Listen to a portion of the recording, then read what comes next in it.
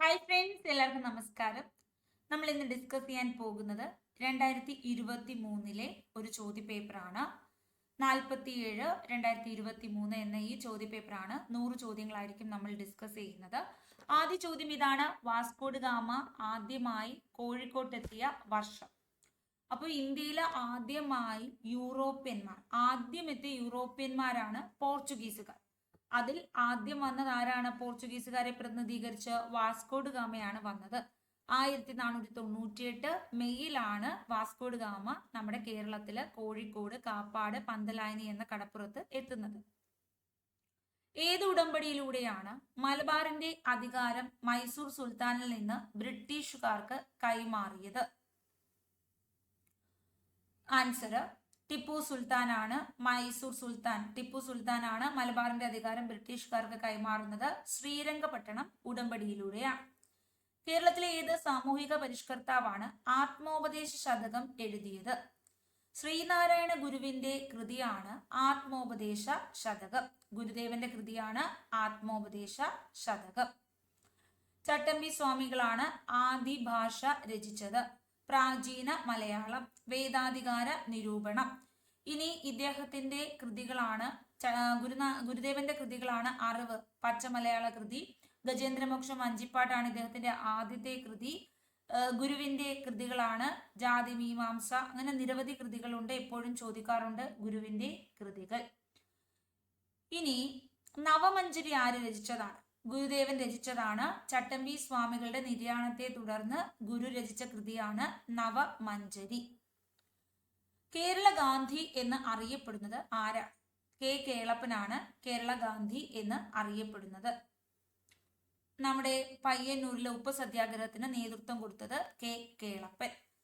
ഭൂമിയിൽ ഒരു സ്വർഗമുണ്ടെങ്കിൽ ഇതാണ് ഇതാണ് ഇതാണ്. മുഗൾ ചക്രവർത്തി ഷാജഹാന്റെ ഈ വാക്കുകൾ ഏത് കൊട്ടാരത്തിന്റെ ചുവരുകളിൽ കൊത്തുവെച്ചിട്ടുണ്ട്? ആൻസർ ദിവാനി ഖാസ്.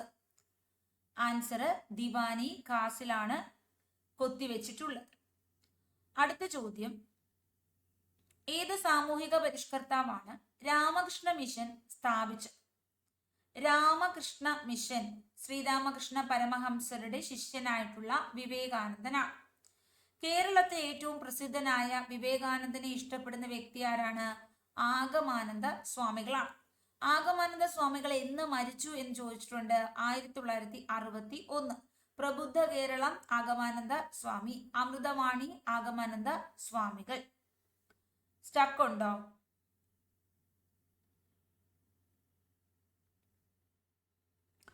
അപ്പോൾ നമ്മുടെ അടുത്ത ചോദ്യത്തിലേക്ക് പോകുന്നു. ഇന്ത്യയിലെ ബ്രിട്ടീഷ് സാമ്പത്തിക ചൂഷണത്തിനെതിരെ ഡ്രെയിൻ സിദ്ധാന്തം അവതരിപ്പിച്ച ദേശീയവാദി ആരാണ്?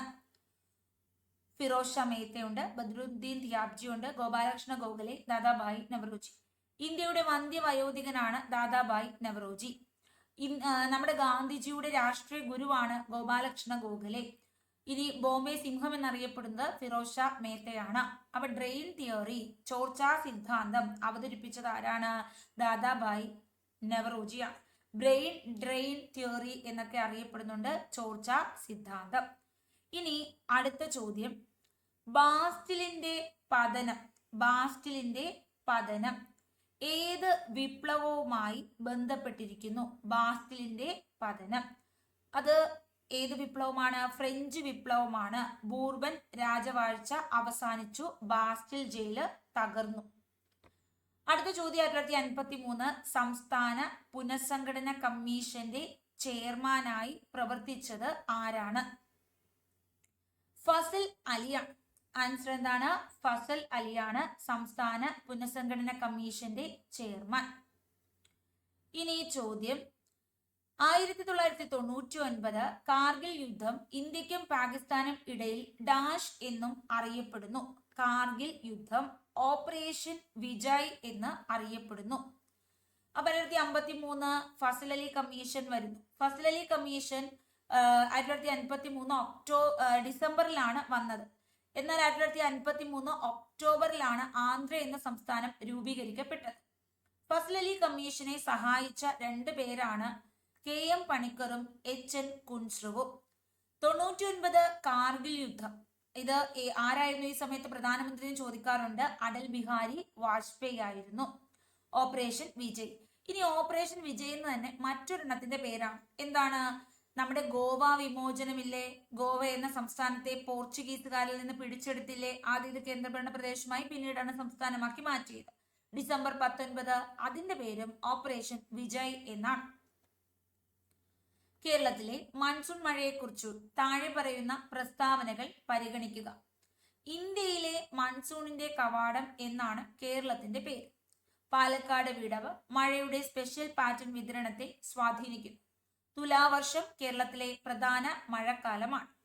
അപ്പോൾ മൺസൂൺ മഴയെക്കുറിച്ചുള്ളത് പറയുക. അപ്പോൾ മൺസൂൺ എന്ന് പറയുമ്പം കേരളത്തിലെ തെക്ക് പടിഞ്ഞാറൻ മൺസൂൺ ആണ് കൂടുതൽ മഴ നൽകുന്നത്. ഇതിനെ കാലവർഷമെന്നും ഇടവപ്പാതി എന്നും വിളിക്കുന്നു. ഇത് ജൂൺ സെപ്റ്റംബർ മാസങ്ങളിലാണ് കാണപ്പെടുന്നത്. ഈ തെക്ക് പടിഞ്ഞാറൻ മൺസൂൺ ആണ് ഇന്ത്യയിലും കൂടുതലായി മഴ നൽകുന്നത്.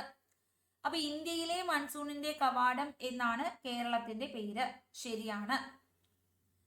പാലക്കാട് വിടവ് മഴയുടെ സ്പെഷ്യൽ പാറ്റേൺ വിതരണത്തെ സ്വാധീനിക്കുന്നുണ്ട്. അപ്പൊ ഇത് രണ്ട് സ്റ്റേറ്റ്മെന്റും ശരിയാണ്. തുലാവർഷം കേരളത്തിലെ പ്രധാനപ്പെട്ട മഴക്കാലമാണ്. അത് തെറ്റാണ്. കാലവർഷം ഇടവപ്പാതി എന്ന് പറയുന്നത് തെക്ക് പടിഞ്ഞാറൻ മൺസൂൺ കാലമാണ്. വടക്ക് കിഴക്കന്റെ പേരാണ് ഒക്ടോബർ, ഡിസംബർ അല്ലെങ്കിൽ ഒക്ടോബർ, നവംബർ മാസങ്ങളിലുള്ള ഇതിന്റെ പേരാണ് തുലാവർഷം. 3 തെറ്റാണ് എന്ന് നമുക്കറിയാം. അപ്പൊ 3 ആൻസേഴ്സ് എല്ലാം നമ്മൾ വെട്ടിക്കളഞ്ഞു. അപ്പോൾ തന്നെ നിങ്ങൾക്ക് എലിമിനേഷൻ മെത്തേഡിൽ ഉത്തരം കിട്ടും. കേരളത്തിലെ പശ്ചിമഘട്ടത്തിലെ താഴെ പറയുന്ന ചുരങ്ങൾ പരിഗണിക്കുക. പശ്ചിമഘട്ടമാണ് താമരശ്ശേരി, അച്ചൻകോവിൽ, കമ്പം, ആറമ്പാടി ചുരം. ആൻസർ പശ്ചിമഘട്ടത്തില് താഴെ പറയുന്ന ചുരങ്ങൾ വടക്ക് നിന്ന് തെക്ക് വരെ. ഇങ്ങനെ സ്ഥാനത്തിന്റെ ശരിയായ ക്രമം എഴുതുക. ആൻസർ വരുന്നത് 1, 3, 2, 4. ഏറ്റവും വടക്കേ അറ്റത്ത് താമരശ്ശേരി ചുരം. വയനാട് ജില്ലയിൽ പോകുമ്പോൾ താമരശ്ശേരി ചുരം അല്ലെ, പപ്പു പറയത്തില്ലേ താമരശ്ശേരി ചുരത്തെ കുറിച്ച്. പിന്നെ വരുന്നത് കമ്പം ചുരമാണ്, അച്ചൻകോവിൽ ചുരം, ആറമ്പാടി ചുരം. നിങ്ങൾക്ക് ഇത് വ്യക്തമായ ധാരണയില്ലെങ്കിൽ ജസ്റ്റ് സ്കിപ്പ് ചെയ്യുക. നമുക്ക് 100-ൽ 100 വേണം എന്ന് നിർബന്ധമില്ല. ഉഷ്ണമേഖലാ ചുഴലിക്കാറ്റുകളുടെ സ്വഭാവ സവിശേഷതകൾ സംബന്ധിച്ച് താഴെ നൽകിയിരിക്കുന്ന പ്രസ്താവനകളിൽ ഏതാണ് ശരിയല്ലാത്തത്? ഈ ചോദ്യം ഇപ്പൊ നിങ്ങൾ പഠിച്ചല്ലോ. ഇനി ഇങ്ങനത്തെ ഒരു ചോദ്യം കണ്ടാൽ എഴുതണം. നമ്മൾ ഓൾറെഡി പഠിച്ചല്ലോ. ഇതുപോലെ വേറെ എന്തെങ്കിലും ഇങ്ങനെ വന്നു നമുക്ക് വലിയ ധാരണയില്ലെങ്കിൽ സ്കിപ്പ് അടിക്കുക. ഇതിപ്പോ പഠിച്ചു വെച്ചേക്കണം. താമരശ്ശേരി, ഇതിങ്ങനെ വന്ന താമരശ്ശേരി, അത് കഴിഞ്ഞ കമ്പം, പിന്നെ അച്ഛൻ വരുന്നു, പിന്നെ ആറമ്പാടി വരുന്നു. ഓക്കെയാണ്. ആദ്യം താമര, താമരയോടൊരു കമ്പം, താമര കാണുമ്പം പിച്ചാനയ്ക്ക് ഒരു കമ്പം. അപ്പൊ അച്ഛൻ വഴക്ക് പറയും. അപ്പൊ അച്ഛൻ പിന്നെന്താണ്? അപ്പൊ അച്ഛൻ്റെ നിന്ന് 6-7 അടി കിട്ടാൻ സാധ്യതയുണ്ട് കുളത്തിലൊക്കെ ഇറങ്ങിയ. അങ്ങനെ ഓർത്ത് വെച്ചാൽ ഈ ചോദ്യം വന്നാൽ ഇത് വരത്തില്ലായിരിക്കും. അടുത്തത് ഉഷ്ണമേഖലാ ചുഴലിക്കാറ്റുകളുടെ സ്വഭാവ സവിശേഷതകൾ സംബന്ധിച്ച് താഴെ നൽകിയിരിക്കുന്ന പ്രസ്താവനകളിൽ ഏതാണ് ശരിയല്ലാത്തത്? ഓക്കെയാണ്. ശരിയല്ലാത്തതാണ് നമുക്ക് വേണ്ടത്. ഉയർന്ന കാറ്റിന്റെ വേഗതയുള്ള താഴ്ന്ന മർദ്ദകേന്ദ്രമാണ്. ഉഷ്ണമേഖലാ ചുഴലിക്കാറ്റാണ്. ഉയർന്ന കാറ്റിന്റെ വേഗതയാണ്, എന്നാൽ മർദ്ദം താഴ്ന്ന മർദ്ദകേന്ദ്രമാണ്. ഉയർന്ന കാറ്റിന്റെ വേഗതയാണ്, ചുഴലിക്കാറ്റിന് നല്ല വേഗതയാണ്. മർദ്ദം ഇവിടെ താഴ്ന്ന മർദ്ദമാണ്. എല്ലാ ഡിപ്രഷനുകളും ചുഴലിക്കാറ്റുകളായി മാറുന്നില്ല. അപ്പൊ പലതും ഫോം ചെയ്യപ്പെടുന്നുണ്ട്, പക്ഷെ എല്ലാം ഒന്നും ചുഴലിക്കാറ്റായി മാറുന്നില്ല. അത് ശരിയാണ്. ക്യുമുലോ നിംബസ് മേഘം ചുഴലിക്കാറ്റിന്റെ കേന്ദ്രത്തെ വലയം ചെയ്യും. നിംബസ് എന്ന് പറയുന്ന മേഘം ഏതാണ്? നമ്മുടെ മഴമേഘങ്ങളാണ്, ഇരുണ്ട മേഘങ്ങളാണ്. ക്യുമുലോ നിംബസ് മേഘം ചുഴലിക്കാറ്റിന്റെ കേന്ദ്രത്തെ വലയം ചെയ്യുന്നുണ്ട്. തെറ്റായിട്ടുള്ളതാണ് ചോദ്യം. ഉഷ്ണമേഖലാ പ്രദേശങ്ങൾ കരയില് സമുദ്രത്തില് ഉത്ഭവിക്കുന്നു. ഈ ചുഴലിക്കാറ്റുകൾ കരയിലും സമുദ്രത്തിലും ഉത്ഭവിക്കുന്നു എന്ന് പറഞ്ഞതാണ് തെറ്റ്. എവിടെയാണ്? സമുദ്രത്തിൽ ഉത്ഭവിക്കുന്നു. ഇനി ഉയർന്ന താപനില, കനത്ത മഴ, ഒന്നിടവിട്ട നനവുള്ളതും വരണ്ടതുമായ കാലങ്ങളുള്ള ഈർപ്പമുള്ള പ്രദേശങ്ങളിൽ സാധാരണയായി കാണപ്പെടുന്ന മണ്ണ് ഏതാണ്? ആൻസർ ലാറ്ററൈറ്റ് മണ്ണാണ്. ആൻസർ ഏതാണ്? ലാറ്ററൈറ്റ് മണ്ണാണ്. അപ്പൊ നമ്മുടെ കേരളത്തിൽ ഏറ്റവും കൂടുതൽ കാണപ്പെടുന്ന മണ്ണിനം ഏത്? ആൻസർ ലാറ്ററൈറ്റ് മണ്ണാണ്. അപ്പോൾ ഈ ലാറ്ററൈറ്റ് മണ്ണിനെ മറ്റൊരു രീതിയിൽ പറഞ്ഞാൽ ചെങ്കൽ മണ്ണ് എന്ന് പറയണം. മറ്റൊരു രീതിയിൽ എന്ത് പറയും? നമ്മള് ചെങ്കൽ മണ്ണ് എന്ന് പറയും. ക്ലിയർ ആണോ? എല്ലാവർക്കും മനസ്സിലാവുന്നുണ്ടോ? നമ്മുടെ ആൻസർ ചെങ്കൽ മണ്ണ് എന്നും ഇതിനെ പറയാം. ഓക്കെ ആണ്. ഇതിനെ എന്തും പറയാം, ചെങ്കൽ മണ്ണ് എന്നും പറയാം. ഇനി മറ്റൊരു ചോദ്യം, താഴെ പറയുന്നവയിൽ ഏത് മേഖലയാണ് ബിഗ് ഗെയിം കൺട്രി എന്ന് അറിയപ്പെടുന്നത്? ബിഗ് ഗെയിം കൺട്രി എന്ന് അറിയപ്പെടുന്നത് താഴെ പറയുന്നവയിൽ ഏതാണ്? ആഫ്രിക്കൻ സാവന്നയുണ്ട്, അതുപോലെ ആമസോൺ മഴക്കാടുകളുണ്ട്, ആർട്ടിക് സൈബീരിയ ഉണ്ട്, ഓസ്ട്രേലിയയിലെ താഴ്ചകളുണ്ട്. അപ്പൊ ഇതില് ഏതാണ് ബിഗ് ഗെയിം കൺട്രി എന്ന് അറിയപ്പെടുന്നത്? African Savanna. ആൻസർ എന്താണ്? ആഫ്രിക്കൻ സാവന്നയാണ്. ഇനി നമ്മുടെ ചോദ്യം, 2022-23 ബജറ്റില് റോഡുകൾ, റെയിൽവേ, വിമാനത്താവളങ്ങൾ, തുറമുഖങ്ങൾ, ബഹുജന ഗതാഗതം, ജലപാതകൾ, ലോജിസ്റ്റിക് ഇൻഫ്രാസ്ട്രക്ചർ എന്നിങ്ങനെ 7 എഞ്ചിനുകളാൽ നയിക്കപ്പെടുന്ന സാമ്പത്തിക വളർച്ചയ്ക്കും സുസ്ഥിര വികസനത്തിനും വേണ്ടിയുള്ള പരിവർത്തന സമീപം ഏതാണ്? 2022-23 ബജറ്റിനെ കുറിച്ചാണ് പറഞ്ഞേക്കുന്നത്. റോഡുണ്ട്, റെയിൽവേ ഉണ്ട്, വിമാനത്താവളമുണ്ട്, തുറമുഖങ്ങളുണ്ട്, പിന്നെ ജനങ്ങൾക്കെല്ലാം പറ്റുന്ന ഗതാഗതം, ജലപാത, ലോജിസ്റ്റിക് ഇൻഫ്രാസ്ട്രക്ചേഴ്സ്, മറ്റ് ഇൻഫ്രാസ്ട്രക്ചറുകൾ, ഇങ്ങനെ 7 തൂണുകൾ അല്ലെ, 1 2 3 4 5 6 7 7 തൂണുകൾ കണ്ടു. നമുക്ക് എല്ലാവർക്കും ഏറ്റവും അത്യാവശ്യമായി വേണ്ട റോഡുണ്ട്, റെയിൽവേ ഉണ്ട്, വിമാനമുണ്ട്, 3 സഞ്ചാരം പറഞ്ഞു, പിന്നെ തുറമുഖം, പിന്നെ ബഹുജന ഗതാഗതം, ജലപാത, ലോജിസ്റ്റിക് ഇൻഫ്രാസ്ട്രക്ചർ, ഇങ്ങനെ 7 എഞ്ചിന്. സാമ്പത്തിക വളർച്ചയ്ക്കും സുസ്ഥിര വികസനത്തിനും വേണ്ടിയുള്ള പരിവർത്തന സമീപം ഏതാണ്? ആൻസർ PM ഗതി ശക്തിയാണ്. PM ഗതി ശക്തിയാണ്. അപ്പൊ ഈ ഒരു നമ്മുടെ ഗതി എന്ന് പറയുമ്പോൾ എന്താണ്? നമുക്ക് സഞ്ചരിക്കുന്നതിന് വേണ്ടിയിട്ടുള്ളതാണ് അല്ലെ. നമുക്ക് ഗതി അറിയണം, ദിക്കും ഗതി അറിയാതെ പോയിട്ട് കാര്യമുണ്ടോ? അപ്പൊ ഗതി, അപ്പൊ എന്തൊക്കെയോ സഞ്ചാരവുമായി ബന്ധപ്പെട്ട സാധനങ്ങൾ പ്രൈം മിനിസ്റ്റർ ഗതി ശക്തിയാണ്. നമ്മൾ റോഡിലൂടെ സഞ്ചരിക്കും, വെള്ളത്തിലൂടെ സഞ്ചരിക്കും, റെയിൽവേയിലൂടെ സഞ്ചരിക്കും, ആകാശത്തൂടെ സഞ്ചരിക്കും. അപ്പൊ അങ്ങനത്തെ സഞ്ചാരങ്ങളെല്ലാം കൂടെ കൂട്ടി ഇണക്കിക്കൊണ്ടുള്ള സാധനം 7 തൂണുകൾ. ഇതേതാണ്? PM ഗതി ശക്തിയാണ്. അപ്പൊ ഈ ചോദ്യത്തിന്റെ ഉത്തരം പഠിക്കുക മാത്രമല്ല, വരാൻ പോകുന്ന ചോദ്യം ചിലപ്പം ഇതിനകത്തെ ചോദ്യമായിരിക്കാം അടുത്തത് ഉത്തരമായി വരേണ്ടത്. അപ്പൊ എന്താണ് PM ഗതിശക്തി സ്റ്റേറ്റ്മെന്റിൽ എഴുതാനായിരിക്കും അടുത്ത ചോദ്യം. അതുകൊണ്ട് ചോദ്യവും ഉത്തരവുമാണ് നമ്മൾ ഈ സെക്ഷനിൽ പഠിക്കേണ്ടത്. ക്ലിയർ ആണ്? ഞാനൊരു ലൈവ് ക്ലാസ് ആണ് സെറ്റ് ചെയ്തത്. ലൈവ് നടക്കുന്നു എന്ന് തോന്നുന്നു, പക്ഷെ ഇടയ്ക്കൊക്കെ സ്റ്റക്കും കാണിച്ചായിരുന്നു. റെക്കോർഡ് ഞാൻ ചെയ്തുകൊണ്ടിരിക്കുന്നുണ്ട്. 2 ദിവസമാണ് ഇടേണ്ടി വരുമോന്ന് അറിയത്തില്ല. എന്തായാലും നോക്കാം. 11ാം പദ്ധതി കാലഘട്ടത്തിൽ ഇന്ത്യൻ സമ്പദ് വ്യവസ്ഥ കൈവരിച്ച വളർച്ച താഴെ പറയുന്നവയിൽ ഏതാണ്? അപ്പോൾ നമ്മൾ 11ാം പഞ്ചവത്സര പദ്ധതിയാണ്. 11ാം പദ്ധതിനെ കൊടുത്തിട്ടുള്ളൂ. നമ്മുടെ ആൻസർ നമുക്കൊരു 8% കിട്ടി. മികച്ച നേട്ടം കൈവരിച്ചതാണ് 7.9%. ഇതാണ് ഏറ്റവും കൂടുതൽ ശരാശരി വളർച്ച കൈവരിച്ചത്. വിദ്യാഭ്യാസത്തിനൊക്കെ പ്രാതിനിധ്യം നൽകിയ ഒരു പഞ്ചവത്സര പദ്ധതിയായിരുന്നു നമ്മുടെ 11ാം പഞ്ചവത്സര പദ്ധതി. താഴെ പറയുന്നതിൽ ഏതാണ് RBI സംബന്ധിച്ച് ശരിയായിട്ടുള്ളത്? റിസർവ് ബാങ്ക് ഓഫ് ഇന്ത്യ ആണ്. നമുക്കറിയാവുന്ന ചില കാര്യങ്ങളുണ്ട്, അതൊന്നും ചോദിച്ചിട്ടില്ല. ഇതിന്റെ ആസ്ഥാനം മുംബൈ ആണെന്നും ഇതിന്റെ നിലവിലെ ചെയർമാൻ ശക്തികാന്ത ദാസ് ആണെന്നും ഒക്കെ അറിയാം. പിന്നെ repo rate, reverse repo rate, അങ്ങനത്തെ കുറച്ച് കാര്യങ്ങളൊക്കെ അറിയാം. പിന്നെ 1935 ഏപ്രിൽ 1 നിലവിൽ വന്നു. ഹിൽട്ടൺ യങ് കമ്മീഷൻ 49 ഇതെന്തായി, ദേശസാൽക്കരിച്ചു, ഇതൊക്കെ അറിയാം. അതൊന്നുമല്ല ചോദിച്ചേക്കുന്നത്. വളർച്ചയുടെ ലക്ഷ്യം മനസ്സിൽ വെച്ചുകൊണ്ട് വില സ്ഥിരത നിലനിർത്തുക, സിസ്റ്റത്തിൽ പൊതുജനങ്ങളുടെ വിശ്വാസം നിലനിർത്തുക, നിക്ഷേപകരുടെ താല്പര്യം സംരക്ഷിക്കുക, പൊതുജനങ്ങൾക്ക് മികച്ച ബാങ്കിംഗ് സേവനങ്ങൾ നൽകുക, വിദേശ വ്യാപാരം പേയ്മെന്റ് സുഗമമാക്കുന്നതിനും ഇന്ത്യയിലെ വിദേശ വിനിമയ വിപണിയുടെ ചിട്ടയായ വികസനവും പരിപാലനവും പ്രോത്സാഹിപ്പിക്കുന്നതിനും. ഇതുണ്ടോ, ഇതിന്റെയൊക്കെ വായിച്ചു വരുമ്പോൾ തന്നെ നമുക്ക് എന്തോ ഈ പറഞ്ഞേക്കുന്നതെന്നൊരു ധാരണ പെട്ടെന്ന് കിട്ടാതെ വരും. എന്താണ് ശരി? വളർച്ചയുടെ ലക്ഷ്യം മനസ്സിൽ വെച്ചുകൊണ്ട് നമ്മുടെ രാജ്യം വികസിക്കണം. അതിനനുസരിച്ച് നമ്മുടെ ഇൻഫ്ലേഷൻ റേറ്റ് അല്ലെ, ഇപ്പോൾ reverse rate, reverse repo rate, CRR, ഇതൊക്കെ ഇവരാണ് നിലനിർത്തേണ്ടത്. അത് ശരിയാണ്. സിസ്റ്റത്തില് പൊതുജനങ്ങളുടെ വിശ്വാസം നിലനിർത്തണം. ബാങ്കിങ് എന്ന് പറയുന്ന സിസ്റ്റം, ബാങ്കാണ്, കേന്ദ്ര ബാങ്കാണ് അല്ലെ, ബാങ്കുകളുടെ നിയന്ത്രകനാണ്. അപ്പൊ ഈ ബാങ്കുകളിൽ ജനങ്ങൾക്ക് വിശ്വാസം വേണ്ടേ ബാങ്കുകൾ, എങ്കിലേ ഇങ്ങോട്ടൊക്കെ വരത്തുള്ളൂ. അപ്പൊ അത് നിലനിർത്തേണ്ടത് ഉത്തരവാദിത്വം RBIക്കാണ്. നിക്ഷേപകരുടെ താല്പര്യം സംരക്ഷിക്കണം. നിക്ഷേപകർ സേഫ്റ്റി പർപ്പസിന് വേണ്ടിയിട്ടാണ് കൊണ്ടുവരുന്നത്, അവരുടെ ആവശ്യങ്ങൾക്ക് വേണ്ടി ലോണൊക്കെ കിട്ടാൻ വേണ്ടിയിട്ടാണ്. അത് താല്പര്യം സംരക്ഷിക്കണം. പൊതുജനങ്ങൾക്ക് മികച്ചൊരു ബാങ്കിങ് സേവനം നൽകാൻ RBI മുൻകൈ എടുക്കണം. എല്ലാ ബാങ്കുകളും ഇവരല്ലേ നിയന്ത്രിക്കേണ്ടത്, അപ്പോ ഇവരിത് ചെയ്യണം. വിദേശ വ്യാപാരം, പേയ്മെന്റ് സുഗമമാക്കുന്നതിനും ഇന്ത്യയിലെ വിദേശ വിനിമയ വിപണിയുടെ ചിട്ടയായ വികസനം പരിപാലനം പ്രോത്സാഹിപ്പിക്കണം. അപ്പോൾ നമ്മൾക്ക് റിസർവ് ബാങ്ക് ഓഫ് ഇന്ത്യ അല്ലെ നമ്മുടെ മറ്റ് രാജ്യങ്ങളുമായിട്ടുള്ള വ്യാപാരം അതുമായി കണക്ട് ചെയ്ത് വെച്ചേക്കുന്നു. അതുപോലെ തന്നെ ഇന്ത്യയിലെ വിദേശ വിനിമയ വിപണിയുടെ ചിട്ടയായ വികസനം വേണം, പരിപാലനമൊക്കെ നോക്കണം.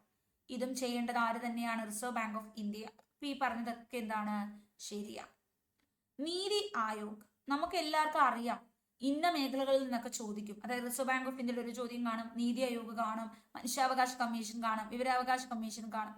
പക്ഷേ ആ ചോദ്യം നമ്മുടെ ലക്ക് പോലെ ഇരിക്കും. ചിലത് നമുക്ക് അറിയാവുന്ന സിമ്പിൾ ചോദിക്കും, ചിലത് നമ്മളെ വളരെയധികം കഷ്ടപ്പെടുത്തുന്ന രീതിയിലുള്ള ചോദ്യമായിരിക്കും. നീതി ആയോഗിന്റെ കീഴിൽ രൂപീകരിച്ച ബഹുമുഖ ദാരിദ്ര്യ സൂചികയിലെ അന്തർ മന്ത്രാലയ ഏകോപന സമിതിയിൽ ഏതൊക്കെ മന്ത്രാലയങ്ങൾ, വകുപ്പുകൾ കമ്മിറ്റിയിൽ ഉൾപ്പെടുന്നു? കൃഷി, കർഷകക്ഷേമം, രാസവളം. വാണിജ്യ മന്ത്രാലയം, ടെലികമ്മ്യൂണിക്കേഷൻ. വിദേശം, public enterprise. വനിതാ ശിശു വികസന മന്ത്രാലയം, ഭക്ഷ്യ പൊതുവിതരണ വകുപ്പ്. ഇവിടെ വാണിജ്യം നമ്മുടെ നീതി ആയോഗാണ്, national institution of transforming India ആണ്. ഇത് രൂപീകരിച്ച ദാരിദ്ര്യ സൂചികയുടെ കാര്യമാണ് ചോദിച്ചേക്കുന്നത്. ദാരിദ്ര്യ സൂചിക അന്തർ മന്ത്രാലയ ഏകോപന സമിതിയിൽ ഏതൊക്കെ മന്ത്രാലയങ്ങൾ, വകുപ്പുകൾ ഉൾപ്പെടുന്നു? അപ്പൊ ഈ ദാരിദ്ര്യ സൂചികയുമായി ബന്ധപ്പെട്ട് വനിതാ ശിശു വികസന മന്ത്രാലയവും പിന്നെ ഭക്ഷണത്തിന്റെ പൊതുവിതരണവുമാണ് ഇതിനകത്ത് ഉൾക്കൊള്ളുന്നത്. ഭക്ഷണത്തിന്റെ പൊതുവിതരണവുമാണ്. 2022 സാമ്പത്തിക ശാസ്ത്ര നൊബേൽ സമ്മാനം ലഭിച്ച 3 അമേരിക്കൻ സാമ്പത്തിക വിദഗ്ധരാണ്. ഏത് ഗവേഷണത്തിനാണ് ഇവർക്ക് പുരസ്കാരം ലഭിച്ചത്? ബാങ്കുകള് സാമ്പത്തിക പ്രതിസന്ധികളെ കുറിച്ചുള്ള ഗവേഷണമാണ്. ബാങ്കുകളെ കുറിച്ച്, സാമ്പത്തിക പ്രതിസന്ധികളെ കുറിച്ചുള്ള പഠനത്തിനാണ് ലഭിച്ചത്. ഈ പ്രാവശ്യം ക്ലോഡിയ ഗോൾഡിനാണ് ലഭിച്ചത്. അപ്പോൾ സ്ത്രീകളുടെ കടന്നുവരവ്, തൊഴിൽ രംഗത്ത് സ്ത്രീകളുടെ സംഭാവന, അതിനെക്കുറിച്ചുള്ള പഠനത്തിനാണ് പുരസ്കാരം ലഭിച്ചത്. വെബറിന്റെ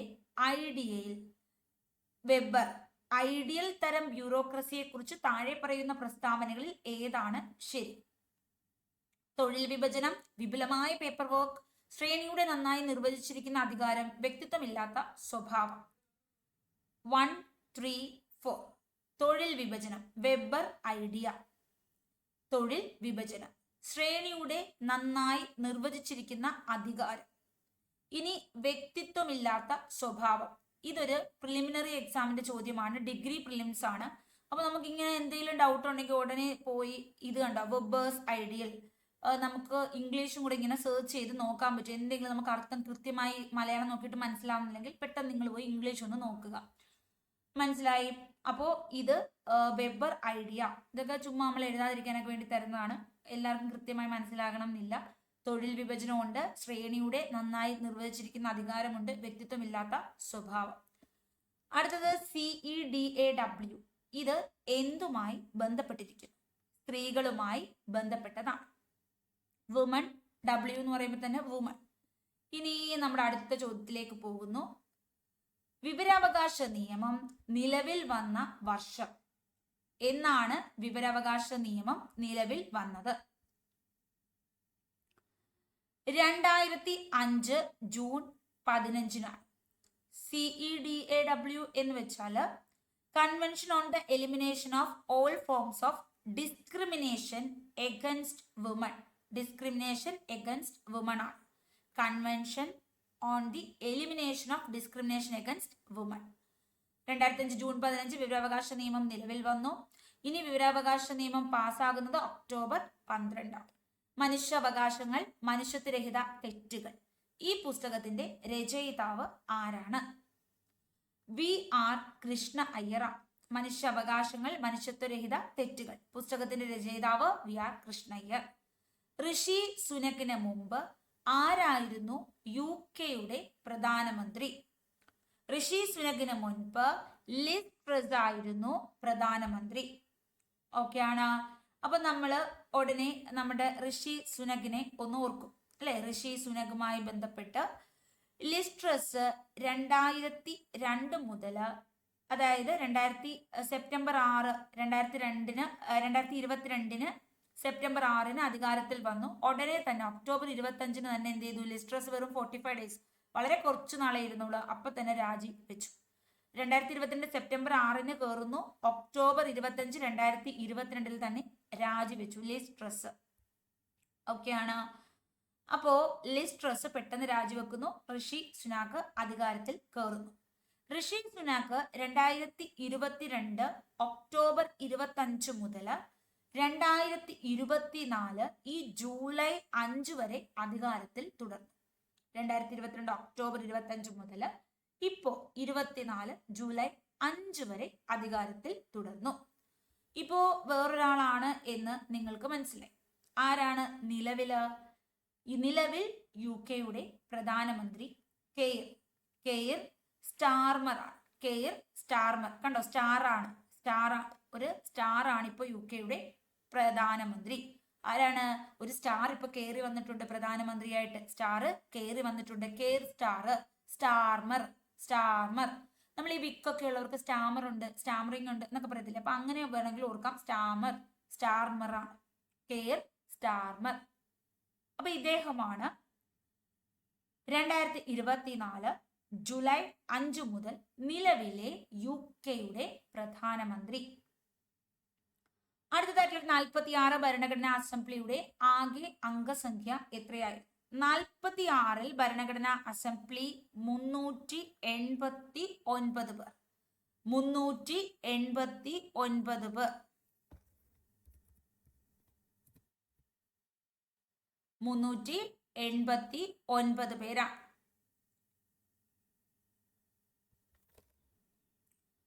അടുത്ത ചോദ്യത്തിലേക്ക് പോകുന്നു. നമ്മുടെ ചോദ്യം, മൗലിക അവകാശങ്ങളുടെയും നിർദ്ദേശ തത്വങ്ങളുടെയും കേസുകളുടെ ശരിയായ കാലക്രമം ഏതാണ്? മൗലിക അവകാശങ്ങള്, നിർദ്ദേശ തത്വങ്ങള്, ശരിയായിട്ടുള്ള കാലക്രമം ഏത്? നമ്മുടെ ആൻസർ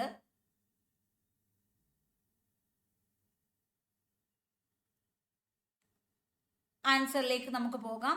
മൗലിക അവകാശങ്ങള്, നിർദ്ദേശ തത്വങ്ങൾ, കേസുകളുടെ ശരിയായ കാലക്രമം Champakam Dorairajan vs states of Madras, Golaknath vs state of Punjab, പിന്നെ കേശവാനന്ദ vs കേരള സംസ്ഥാനം, ഏറ്റവും last Minerva mills limited vs India government. അപ്പൊ ഏറ്റവും ആദ്യം വരുന്ന ആരാണ്? Champakam Dorairajan state of Madras. അടുത്തത് Golaknath vs states of Punjab. പിന്നെ Kesavananda Bharati case, Minerva mills limited vs India government. ശരിയായ കാലക്രമം. ഇനി ചോദ്യം, കർഷകന് തന്നെ ഭൂമിയുടെ ഉടമസ്ഥാവകാശം ഉള്ളതും ഭൂമിയുടെ നികുതി വരുമാനം അല്ലെങ്കിൽ നികുതി സർക്കാരിലേക്ക് അടയ്ക്കാനുമുള്ള ഉത്തരവാദിത്തമുള്ളതുമായ സംവിധാനത്തിന്റെ പേരെന്താണ്? ദഹ്സാല സമ്പ്രദായം, ജമീന്ദാരി സമ്പ്രദായം, മഹൽവാരി, റയട്ട് വാരി നമ്മുടെ കേരളത്തിൽ ഉണ്ടായിരുന്നതാണ്. റയട്ട് വാരി ഇതാണ് നേരിട്ട് അയക്കുന്നത്. കർഷകന് തന്നെ ഭൂമിയുടെ ഉടമസ്ഥാവകാശം ഉണ്ട്, ഭൂമിയുടെ വരുമാനം ആ ഒരു നികുതി നേരിട്ട് അടയ്ക്കാൻ പറ്റുന്നത് റയട്ട് വാരി സമ്പ്രദായമാണ്. ഇനി നമ്മൾ അടുത്ത ചോദ്യത്തിലേക്ക് പോവുകയാണ്. നമ്മുടെ ചോദ്യം, പഞ്ചായത്ത് രാജിനെ കുറിച്ച് താഴെ പറയുന്ന പ്രസ്താവനകൾ പരിഗണിക്കുക. ഏതാണ് തെറ്റ് എന്ന് അടയാളപ്പെടുത്തുക. തെറ്റ് ഏതെന്ന് അടയാളപ്പെടുത്തുക.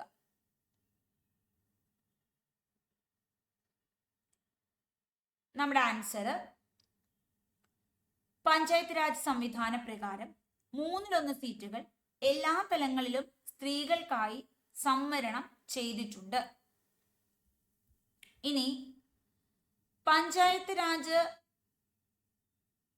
ഭരണഘടനയുടെ 12ാം ഷെഡ്യൂളുമായി ബന്ധപ്പെട്ടിരിക്കുന്നു. ഗ്രാമസഭയുടെ മേൽനോട്ടത്തിലാണ് പഞ്ചായത്ത് രാജ് പ്രവർത്തിക്കുന്നത്. ഇന്ത്യയിൽ ആദ്യമായി പഞ്ചായത്ത് രാജ് സംവിധാനം നടപ്പിലാക്കിയ ഇന്ത്യൻ സംസ്ഥാനം രാജസ്ഥാൻ. അപ്പോ നമ്മള് 4 ഓപ്ഷൻസ് കണ്ടു. ഇതിനകത്ത് തെറ്റാണ് വേണ്ടത്. പഞ്ചായത്ത് രാജ് രാജസ്ഥാൻ ശരിയാണ്. പഞ്ചായത്ത് രാജ് എന്ന് പറയുമ്പോൾ 11ാം ഷെഡ്യൂൾ അല്ലേ? 1/3 സ്ത്രീകൾക്കാണ്. ഗ്രാമസഭയുടെ മേൽനോട്ടത്തിലാണ് ഗ്രാമപഞ്ചായത്ത് വർക്ക് ചെയ്യുന്നത്. അപ്പോൾ അതും നമുക്ക് അറിയാവുന്ന കാര്യമാണ്. ക്ലിയർ ആണ്? അപ്പോ നമ്മളുടെ ആൻസർ വരുന്നത് തെറ്റാണ് ചോദിച്ചത്. അതുകൊണ്ട് തന്നെ ഉത്തരം ഈ 11ാം ഷെഡ്യൂൾ എന്ന് പറഞ്ഞ ഇതാണ് തെറ്റ്. ബാഹ്യ ആക്രമണങ്ങളിൽ നിന്നും ആഭ്യന്തര അസ്വസ്ഥതകളിൽ നിന്നുമെല്ലാം സംസ്ഥാനങ്ങളെ സംരക്ഷിക്കുക എന്നത് ഏത് യൂണിയന്റെ കടമയാണ്?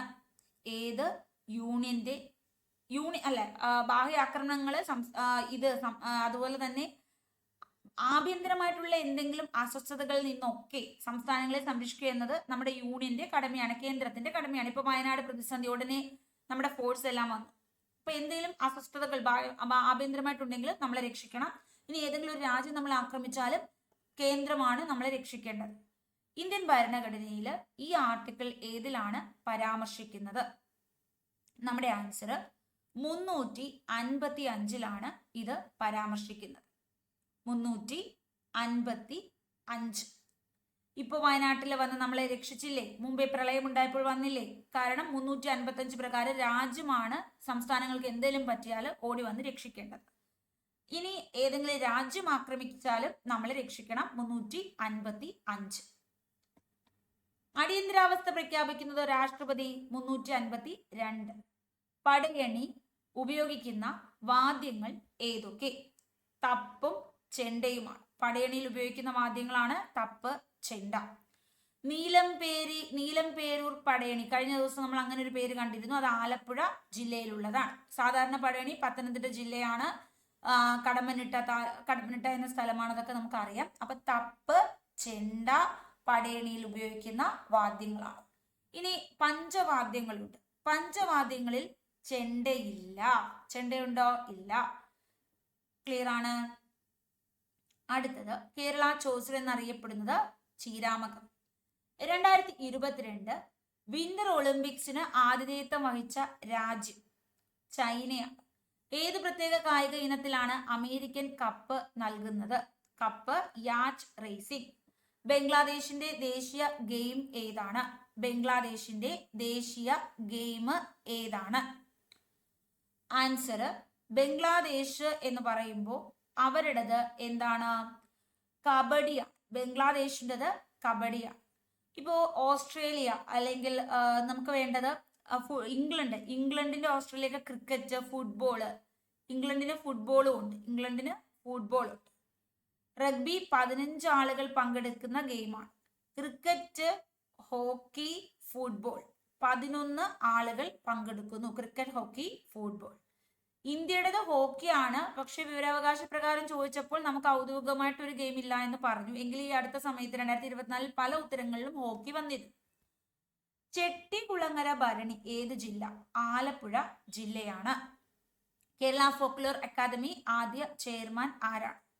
ഫോക്ലോർ അക്കാദമിയുടെ ആദ്യ ചെയർമാനാണ് ഭാർഗവൻ പിള്ള. ഫോക്ലോർ ഇതിന്റെ പൊലിയാണ്. ഇതിന്റെ പുസ്തകം, ഇവർ പുറത്തിറക്കുന്ന പുസ്തകമാണ് പൊലി. കണ്ണൂരാണ് ആസ്ഥാനം. അപ്പൊ ഫോക്ലോർ അക്കാദമി ഭാർഗവൻ പിള്ള ആദ്യ ചെയർമാനെയാണ് ചോദിച്ചത്. PT ഉഷ നേരിയ വ്യത്യാസത്തിൽ വെങ്കല മെഡൽ നഷ്ടപ്പെട്ടു. ഏത് ഒളിമ്പിക്സ്? Los Angeles. ഇപ്പൊ നമ്മുടെ പുതിയ കറണ്ട് അഫെയർ ആണ്. വെങ്കലം കിട്ടിയല്ലേ ഹോക്കി ടീമിന്. നമ്മുടെ PR ശ്രീജേഷ് ഉണ്ട്. അപ്പൊ അത് ഓർക്കുക. ടാറ്റ IPL 2023 ഇപ്രാവശ്യം കിട്ടി. ഇപ്പൊ കറന്റ്ലി കിട്ടി. കഴിഞ്ഞ പ്രാവശ്യം കിട്ടിയിരുന്നു. ടോക്കിയോയിലും കിട്ടി. അപ്പൊ ടാറ്റ IPL 2023 ഔദ്യോഗിക പങ്കാളിയായി താഴെ പറയുന്നവയിൽ ഏതാണ് ഹെർബ ലൈഫിനെ പ്രഖ്യാപിച്ചത്? BCCI പ്രഖ്യാപിച്ചു. BCCIയുടെ ചെയർമാൻ ജയ്ഷ, പ്രസിഡന്റ് ജയ്ഷ, അതൊക്കെ ചോദിക്കാറുണ്ട്. ജോയിന്റ് കമാൻഡേഴ്സ് കോൺഫറൻസ് 2023 പ്രധാനമന്ത്രി നരേന്ദ്രമോദി ഏത് നഗരത്തിൽ പങ്കെടുക്കും? ആൻസർ ഭോപ്പാൽ. അപ്പൊ ജോയിന്റ് കമാൻഡേഴ്സ് കോൺഫറൻസ് 2023 പ്രധാനമന്ത്രി നരേന്ദ്രമോദി ഏത് നഗരത്തിൽ പങ്കെടുക്കും? ആൻസർ എന്താണ്? ഭോപ്പാലാണ്. താഴെ പറയുന്ന പ്രസ്താവനകളിൽ ഏതൊക്കെയാണ് തെറ്റ്? സ്വിച്ച് ഫിസിക്കൽ ലെയറിൽ പ്രവർത്തിക്കുമ്പോൾ ഹബ് ഡേറ്റ ലിങ്ക് ലെയറിൽ പ്രവർത്തിക്കുന്നു. ഹബ് ബ്രോഡ്കാസ്റ്റ് ടൈപ്പ് ട്രാൻസ്മിഷൻ ആണ്. റൂട്ടർ നെറ്റ്വർക്ക് ലെയറിലാണ് പ്രവർത്തിക്കുന്നത്. അപ്പോൾ ഇത് കമ്പ്യൂട്ടറുമായി ബന്ധപ്പെട്ട് സ്വിച്ച്, ഹബ്ബ്, റൂട്ടർ തന്നിരിക്കുന്നു. ഇതിൽ തെറ്റാണ് ചോദിച്ചത്. ഒന്ന് മാത്രം തെറ്റ്.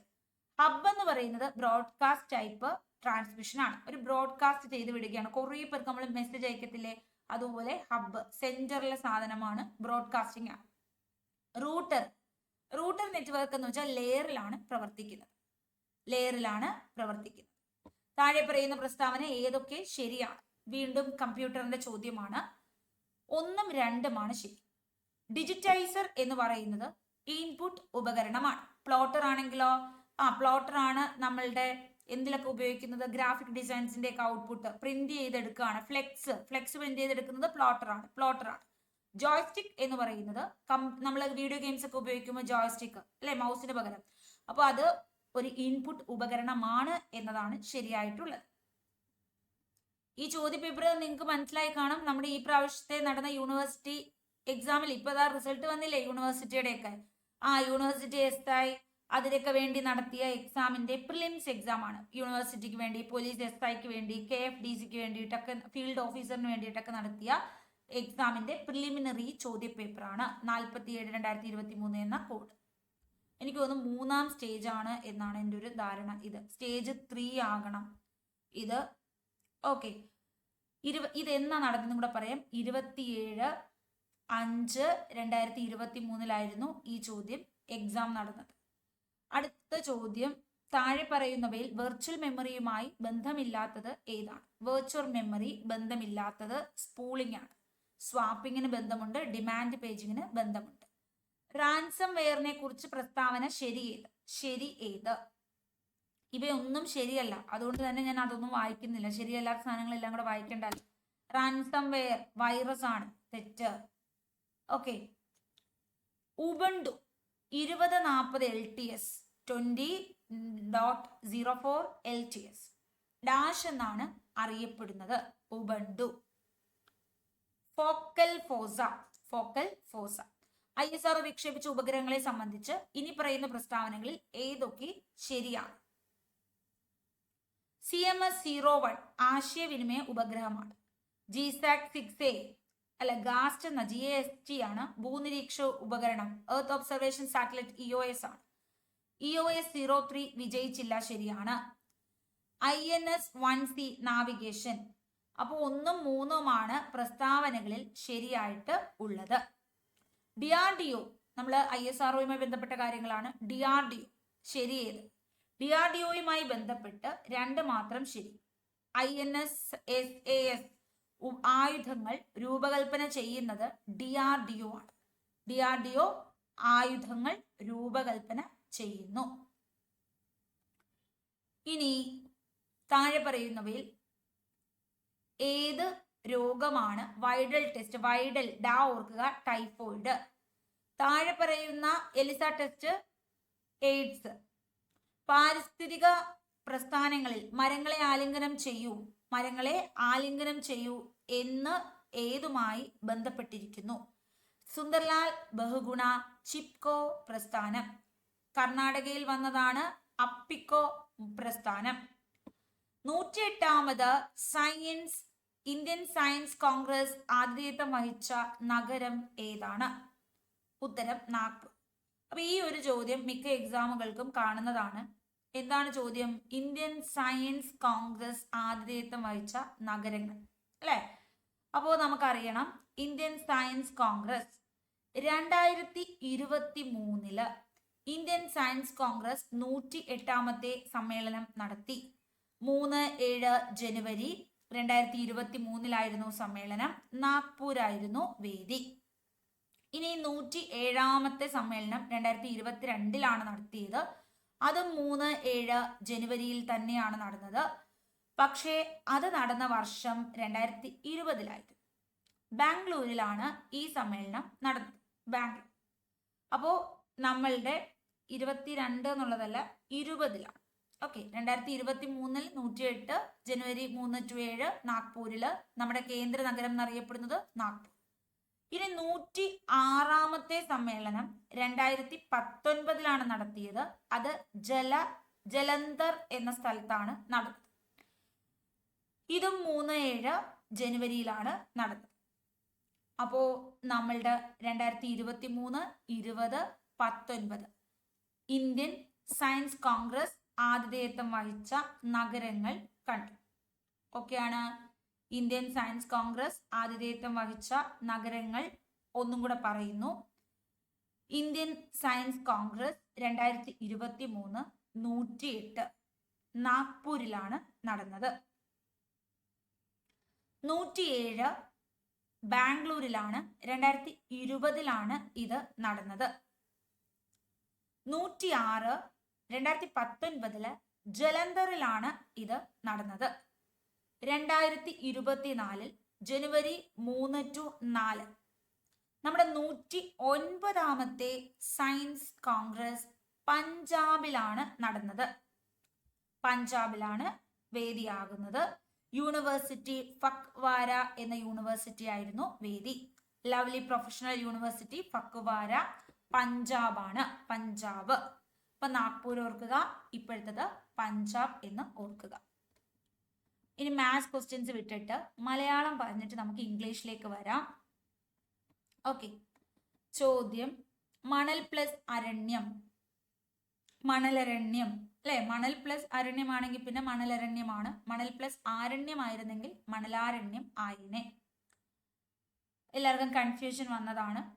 കിഴക്കോട്ടേക്ക്, മേലോട്ടേക്ക് തുടങ്ങിയതിൽ ആവർത്തനം എന്താണ്?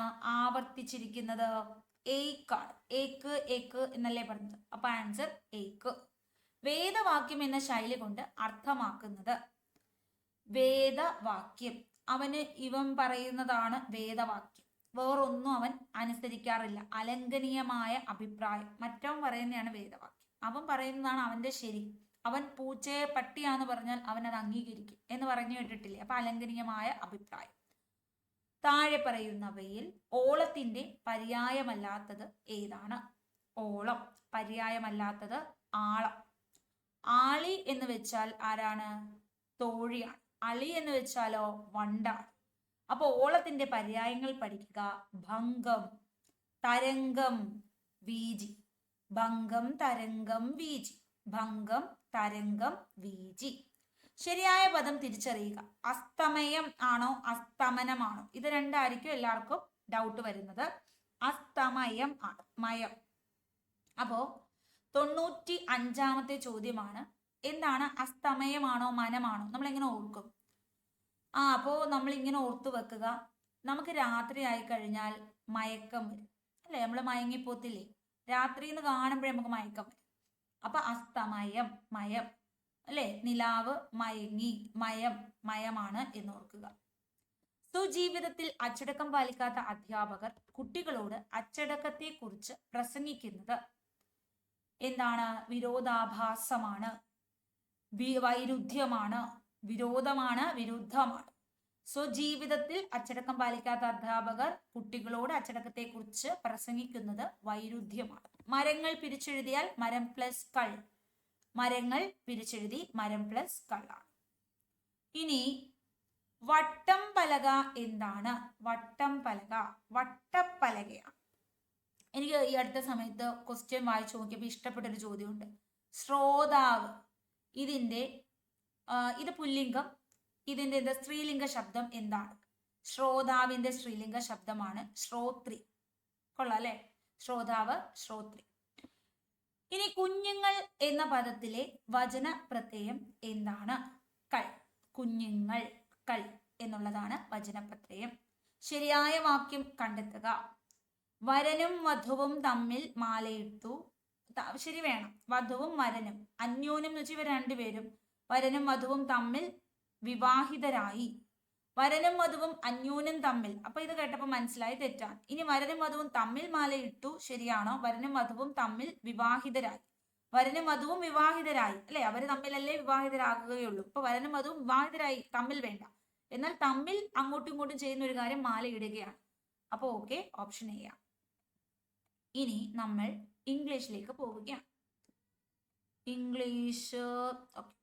Choose the most appropriate synonym for the underlined word. ഞാൻ റെക്കോർഡ് കൊടുത്തിട്ടുണ്ട്, റെക്കോർഡ് ആകുമെന്ന് അറിയത്തില്ല, എന്തായാലും കംപ്ലീറ്റ് ചെയ്യുകയാണ്.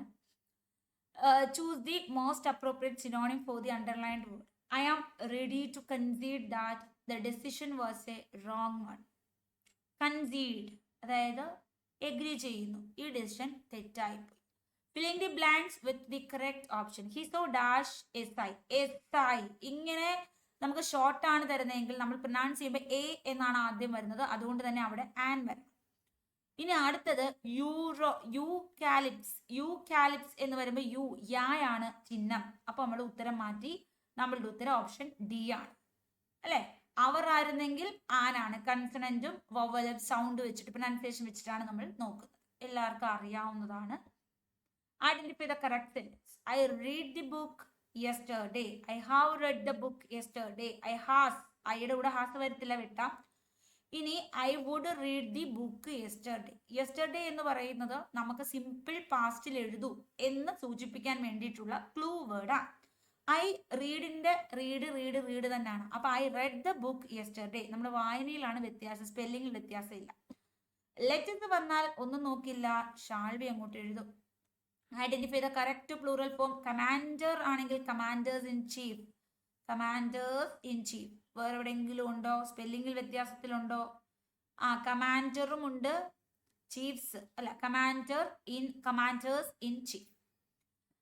If I had got, had കഴിഞ്ഞ് V3 ഉണ്ടെങ്കിൽ പിന്നെ ഒന്നും നോക്കണ്ട, വുഡ് ഹാവ് കണ്ടുപിടിക്കുക. Would have, could have, should have, might have.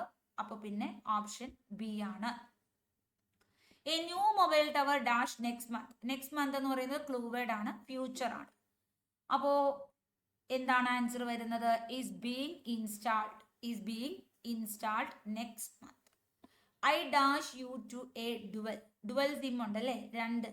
Filling the blank, അത് ഡുവൽ ആണ്. ഇനി blanks with the most appropriate option. I dash you to a dual. അപ്പൊ ആൻസർ ഐ ഡെയർ യു എന്ന് വെച്ചാൽ നിനക്ക് ധൈര്യമുണ്ടെങ്കിൽ, അങ്ങനെ വെല്ലുവിളിക്കുകയാണ്. Fill in the blanks with appropriate preposition. 9 o'clock കണ്ടാ പിന്നെ at 9 o'clock. ഇനി ഇൻഡയറക്റ്റ് ഫോം ആണ്, ക്വസ്റ്റ്യൻ ഇമ്പറേറ്റീവ് ക്വസ്റ്റ്യൻസ് ആണ്. അപ്പൊ ഇഫ് അല്ലെങ്കിൽ വെദർ അങ്ങനെയൊക്കെ വേണം. Don't you near the beach Alan the mother said. Mother told Alan not to go near the beach. അപ്പൊ ഇതൊരു എന്താണ്, ക്വസ്റ്റ്യൻ ആയിട്ടല്ല ചോദിച്ചേക്കുന്നത്, പറഞ്ഞേക്കുവാണ്. Don't go near the beach, ഒരു ഉപദേശം പോലെ പറഞ്ഞേക്കുവാണ്. അപ്പൊ not to go near the beach, ഉപദേശം പോലെ പറഞ്ഞത് കൊണ്ടാണ് അതുപോലെ എഴുതിയത്. ക്വസ്റ്റ്യൻ ആയിട്ടായിരുന്നെങ്കിൽ ചോദിച്ചെങ്കിൽ ഇഫ് വെദർ ഒക്കെ വന്നേനെ. Sunflower is dash than jasmine. സൺഫ്ലവറും ഉണ്ട്, ജാസ്മിനും ഉണ്ട്. 2 പേര് ഉണ്ടെങ്കിൽ കമ്പയർ ചെയ്യുകയാണ്.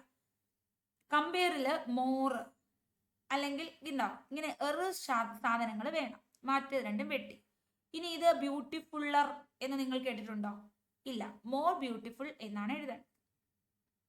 അടുത്തത് identify the segment of the sentence that contains A grammatical error. കണ്ടോ, ഗ്രാമർ എപ്പോഴും ചോദിക്കുന്നതാണ്. ഗ്രാമർ സ്പെല്ലിംഗ് MA ആണ് എന്നുള്ള രീതിയിൽ മറന്നു പോരുത്. ഇനി ഗ്രാമാറ്റിക്കൽ എറർ ഉള്ളത്, though Tom studied hardly throughout the night he couldn't pass the exam. ഇതിനകത്ത് ദോ ടോം സ്റ്റഡീഡ് ഹാർഡ്ലി, ഇവിടെയാണ് തെറ്റ് പറ്റിയിരിക്കുന്നത്.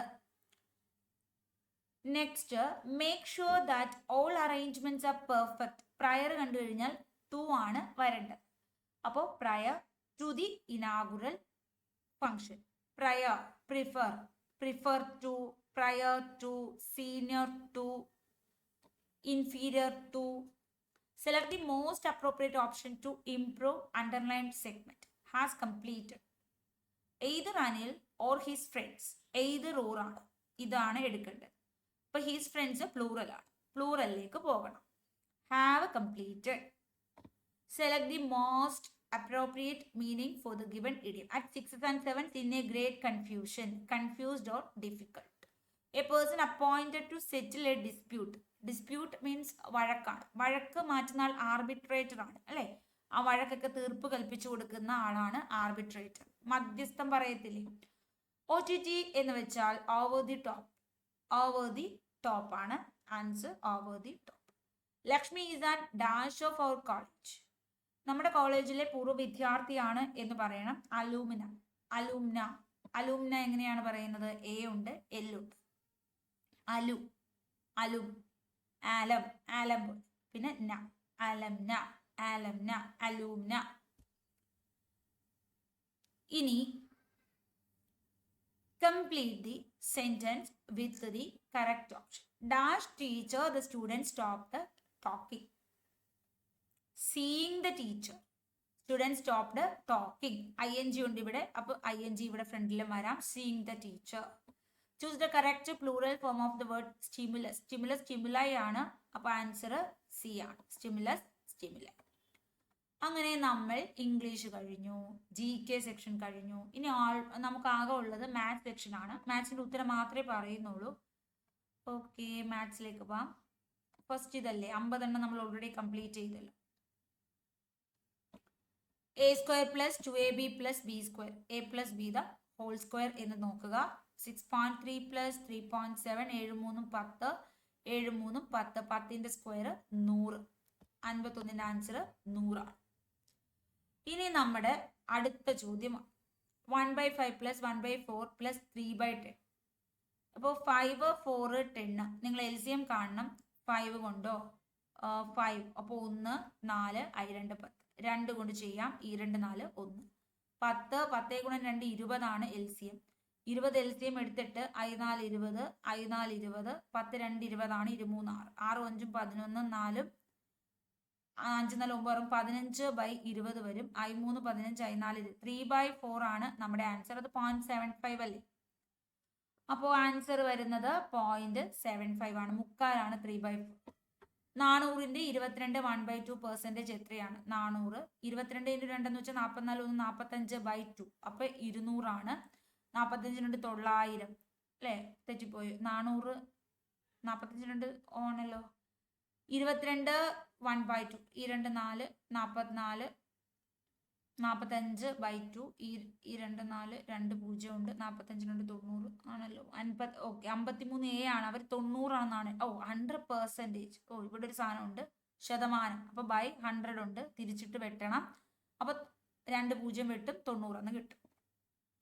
6² × 10⁴ 15³ by 2⁶ 3⁴ 5⁶. ഇത് നമുക്ക് എന്ത് ചെയ്യാം? ഒന്നെങ്കിൽ നിങ്ങൾക്ക് ദാണ്ട് ഇങ്ങനെ എഴുതി വെട്ടാം, അല്ലെങ്കിൽ നിങ്ങൾക്ക് a⁻m × a⁻n ആ രീതിയിലൊക്കെ മാറ്റി ചെയ്യാം. ഇപ്പോൾ ഇതിനേക്ക് 5 × 3 5ന്റെ ക്യൂബ് 3ന്റെ ക്യൂബ് അങ്ങനെ എഴുതാം. ഇതിന് 5ന്റെ ⁻⁴ 2ന്റെ ⁻⁴ അങ്ങനെയൊക്കെ എഴുതി വെട്ടി കളയാം. നമ്മുടെ ഇഷ്ടമാണ്. നമുക്ക് എങ്ങനെ വേണമെങ്കിലും എഴുതി എല്ലാത്തിനെയും പറക്കി വെട്ടിയാൽ മതി. 15 എന്നിട്ട് ഇത് 2⁶ അത്രയും കൂടെ എഴുതുന്ന പാടാണല്ലേ. അതിൽ ഭേദം മറ്റേ രീതി ചെറുതായിട്ട് എഴുതുന്നതാണ്. ഞാൻ പിന്നെ എല്ലാവർക്കും മനസ്സിലാവാൻ വേണ്ടി ഇങ്ങനെ എഴുതുന്നതേ ഉള്ളു. 5 ഇനി 5 6 വെട്ടം. എല്ലാം വെട്ടുക. 5 × 3 15 ഇവിടെ വെട്ടി. 5 × 3 15 ഇവിടെ വെട്ടി. 5 × 3 15 ഇവിടെ വെട്ടി. അപ്പൊ ഇത് ഇത്രയും വെട്ടി. 5 × 2 ഇവിടെ വെട്ടി. 5 × 2 ഇവിടെ വെട്ടി. ഏതെങ്കിലും മിസ്സായ തീർന്നു. 5 × 2 ഇവിടെ വെട്ടി. ഈ 3 2 ഇതും വെട്ടി. ഇനി 3 × 2 6 വെട്ടി. 3 × 2 6 വെട്ടി. ഇനി ഈ 2നെ വെട്ടുന്നു 5. ഫൈനൽ ആൻസർ 5 ആണ്. 5. അടുത്ത ചോദ്യം 5:7 = x:35. x കണ്ടെത്തുക. 5/7 x/35. 35 ഇവിടെ വേണമെങ്കിൽ 7 5 25 എന്ന് കിട്ടി. അടുത്ത ചോദ്യം 56ാമത്തെ ചോദ്യം. ഉത്തരം 2544. ഈ ചോദ്യം എലിമിനേറ്റ് ചെയ്തു. 4/3 πr³ ആണ് ഗോളത്തിന്റെ ആരം. അതിട്ട് കൊടുത്താൽ കിട്ടും. സമാന്തര ശ്രേണി ആദ്യ പദം അവസാന പദം തന്നിട്ടുണ്ട്. ആദ്യ പദത്തെ a എന്ന് എടുക്കണം, അവസാന പദം an എന്ന് കാണിക്കുക. പൊതുവായ അനുപാതം പൊതുവ്യത്യാസം 3 എന്ന് എടുക്കുക. പദങ്ങളുടെ എണ്ണം കാണുക. പദങ്ങളുടെ എണ്ണത്തിന് ഇക്വേഷൻ ഉണ്ട്. ഡി ഈസ് ഈക്വൽ ടു ആദ്യ പദം പ്ലസ് അവസാന പദം ബൈ എന്ന് പറഞ്ഞിട്ട് ഇക്വേഷൻ ഇടുക. അപ്പൊ കിട്ടും. ഒരു ഗ്രൂപ്പിലെ 10 വിദ്യാർത്ഥി. അപ്പൊ ആൻസർ പറഞ്ഞില്ലല്ലോ അല്ലെ. 58ന്റെ ആൻസർ 58 എലിമിനേറ്റ് ചെയ്തത്. 57 ഉത്തരവുണ്ട്. 4/3 πr³ ഇട്ട് ചെയ്യുക, ഉത്തരം കിട്ടും. 57 A ആണ്. 4/3 πr³ സമം 36 π ആണ്. പൈ വെട്ടി.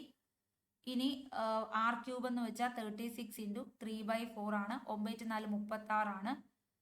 27 ആണ്. അപ്പൊ 6 എന്ന് വെച്ചാൽ ക്യൂബ് റൂട്ട് ഓഫ് 3 ആണ്. ക്യൂബ് റൂട്ട് ഓഫ് 27 3 ആണ്.